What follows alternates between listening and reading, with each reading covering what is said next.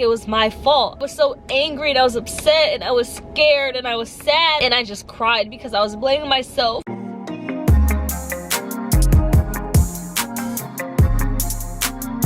What's up guys, and welcome back to my channel. If you guys are new, make sure you guys go ahead and subscribe right now, and if you guys have already been a subscriber, welcome back. So today, as you guys have already read by the title, I'm about to be doing a story time on how I found out that my youngest daughter Ayla was deaf in her left ear, and also how I feel about it now. But before we jump to that, I just want to say thank you so much to Best Fiends for sponsoring this video. Best Fiends is a free to download adventure game where you solve thousands of fun puzzles and also collect cute little characters called fiends. I love playing Best Fiends because one, it's super fun, and I also find myself doing it while I'm just laying in bed watching TV, you know, just to distress. At the end of the night, just take a big load off your shoulders and just play a fun game that's honestly super duper fun. Download Best Fiends for free using my link below to get $5 worth of golden energy for free if you beat level 5.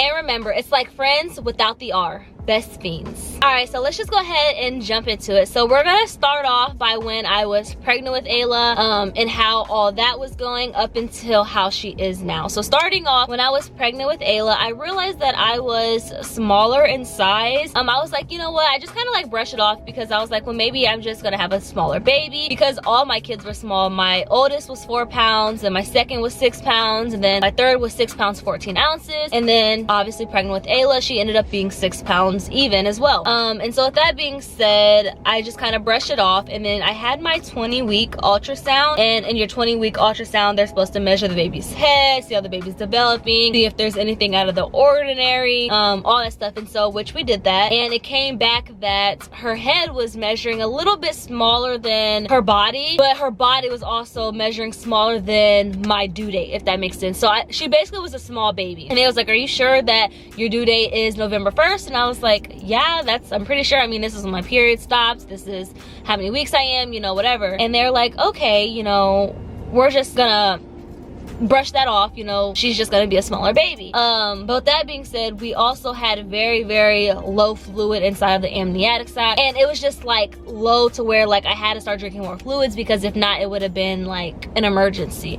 And so I was really scared about that. So I noticed that her head was smaller, my fluid was low, she wasn't growing how she was supposed to be growing. So with all that being said, it came out to when my baby was born, and when she was born, she was 6 pounds even, and you know, she was healthy, she looked fine, she was fine. And then it came when she had the hearing test done. She had the hearing, so all babies have a hearing test done when they're in the hospital. Of course, you know, they have an eye test done, hearing test done, multiple tests done, just to make sure that they're healthy and everything's flowing how it should be flowing. Well, when they did the hearing test, they came in, they did her right ear. Obviously the right ear passed like flying colors, it just passed. And then they did her left ear, and they was like they weren't picking up sounds, I guess.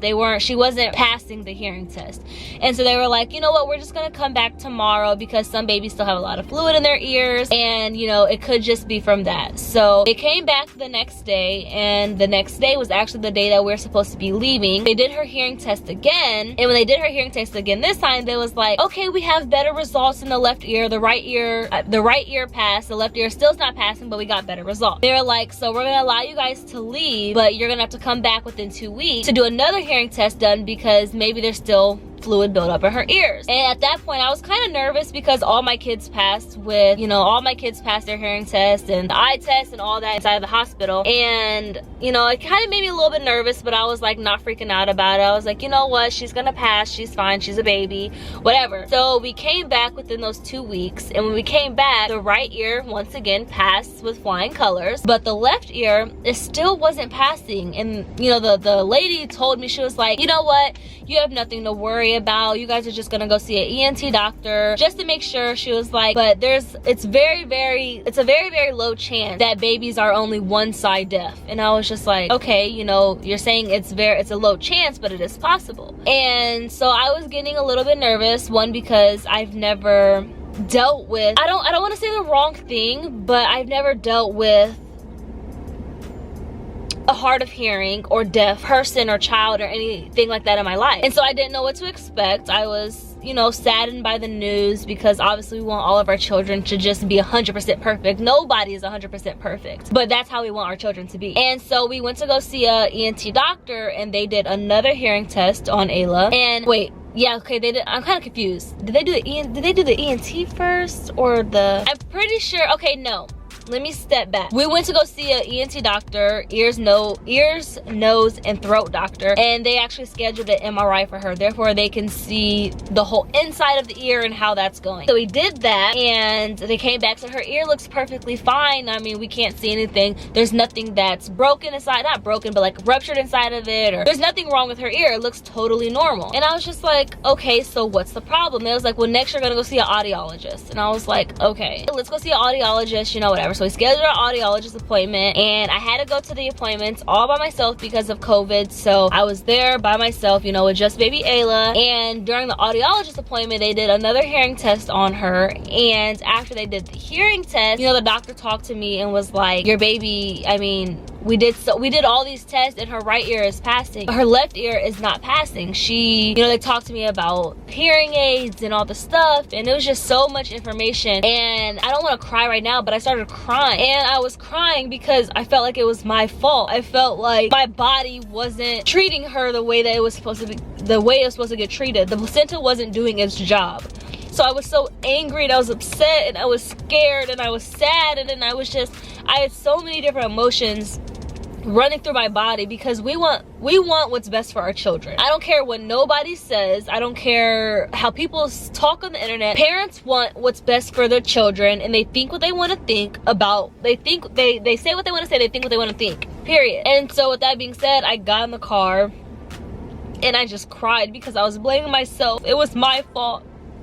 I found out that Ayla was born with CMV, and I don't really know still too much about it. It's a long word that I can't say, but I'll pop up a definition, therefore you guys can read what the definition is and what the name is. It's really long. It's kind of hard to say.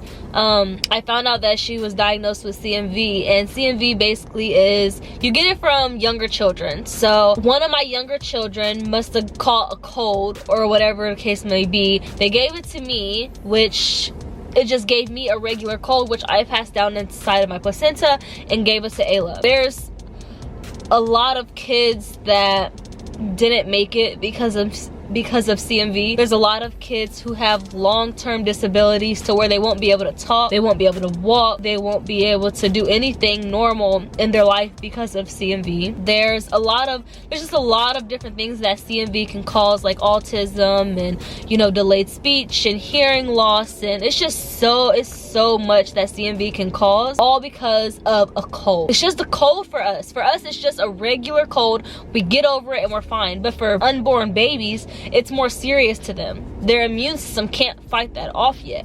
And I'm just very, very thankful that my child only has the one-sided hearing loss. I'm very grateful for that. But again, as a mother, I blamed myself. I was sad, I was upset, I was angry, because all I know is Ayla and the left-sided hearing loss. I don't know the other kids, and I do feel bad for them, and I feel bad for their mothers and what they're going through, and the fathers and the family members, but I don't know them. I'm only experiencing what I'm experiencing. And I just cried because I don't know, I just cried, and I did, and I couldn't do anything but cried because of how the world is now. I don't want her to get talked about or bullied, or her to feel like she's any less beautiful than anybody else, all because I caught a cold and couldn't protect her.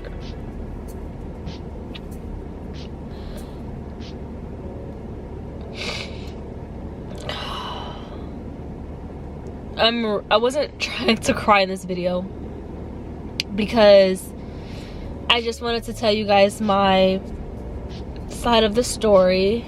I just want to tell you guys my side of the story.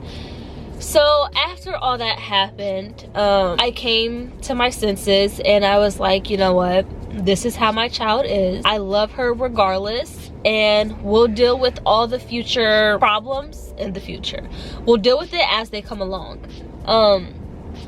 So we've had I don't know how many hearing tests done. I don't know how many doctor's appointments we've had done. We've had so many things done, I can't even remember. But that all comes to say that Ayla started off as mild hearing loss. Mild hearing loss was just, she could hear something she can't really pick up. And then it just kept going down the slope and the slope and the slope. And it went from mild to severe to now profound. She has profound hearing loss inside of her left ear, which means that she can't pick up anything. She can't hear an airplane, she can't hear a vacuum on that side, she can't hear a dog barking on that side, she can't hear a baby crying on that side. But I'm just very thankful that she can still hear on her right ear. And I'm telling y'all what, if y'all ever was to come around Ayla, you wouldn't even know that she was hard of hearing. That little girl picks up everything. That right ear, I'm telling y'all, does its job. And with CMV, that right ear can also lose hearing loss at any time, and I'm just grateful and thankful that she still has it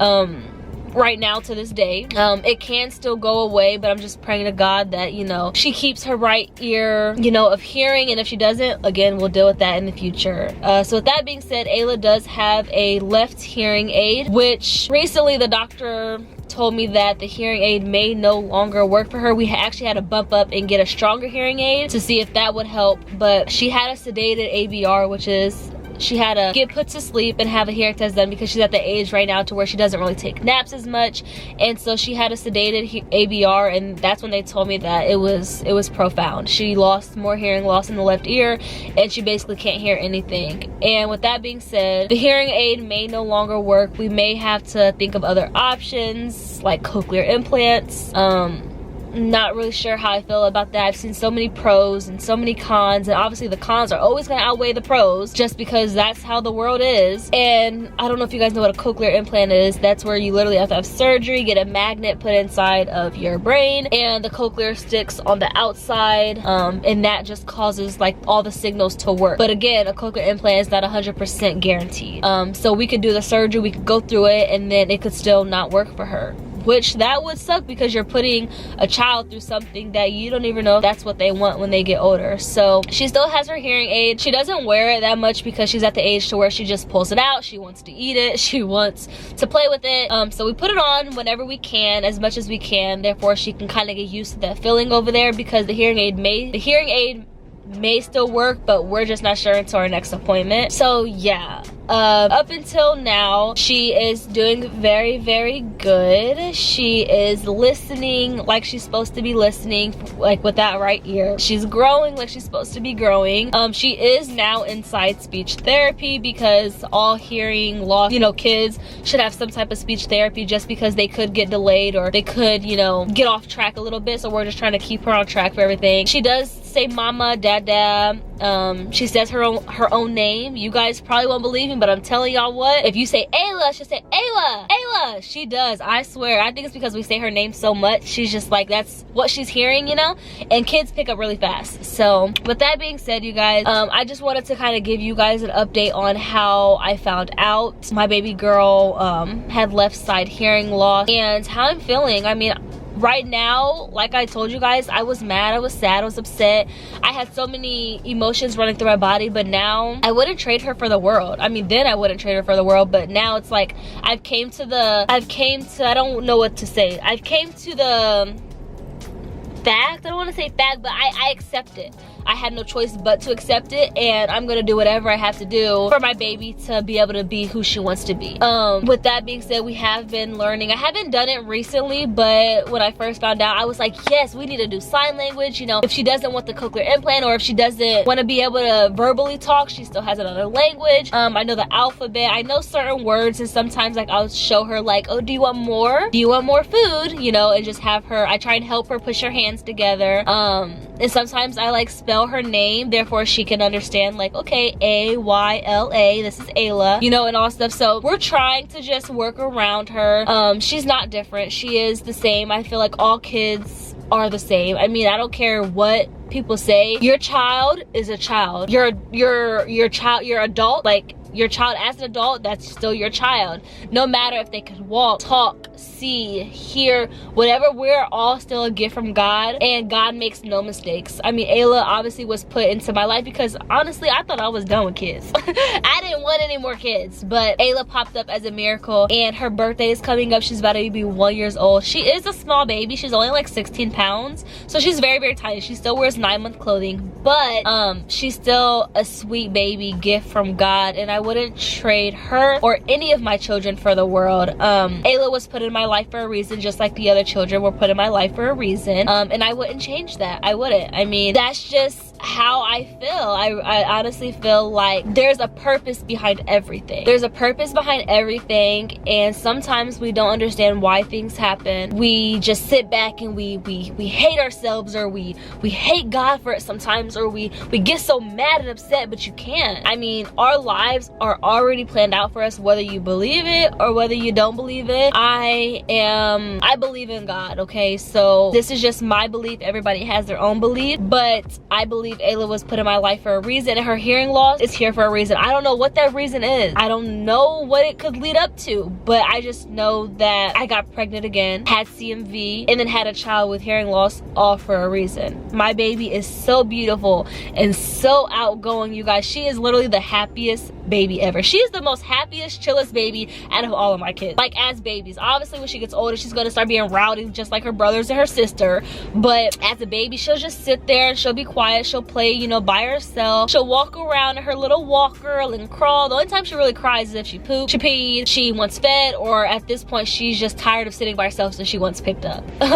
So yeah, that is the story time that I have for you guys. I don't want any of you guys to think that you guys are any different, because we are all human. Forget the bullies, forget people, you know, just continue to live your life, because we only have one life. Always, you know, remain humble and just thank the man above that we are who we are, and we woke up with the breath the next day, you know what I'm saying? So with that being said, I'll just continue to give you guys more updates on baby Ayla if anything comes about. I know I've never been over here and talked to you guys about her or the story time. That's why I really wanted to do it. I was like, you know what, we've talked about it on the Prince family, but I feel like you guys, I get a little bit more personal, a little bit more emotional and stuff with you guys, and I just wanted to bring you guys my story, my love and support to each and every one of you guys. And yeah, with that being said, this is the end of the video. Thank you guys so much for watching. Don't forget to give this video a fat thumbs up. Also turn notifications on if you guys do not miss an upload next time your girl posts, okay?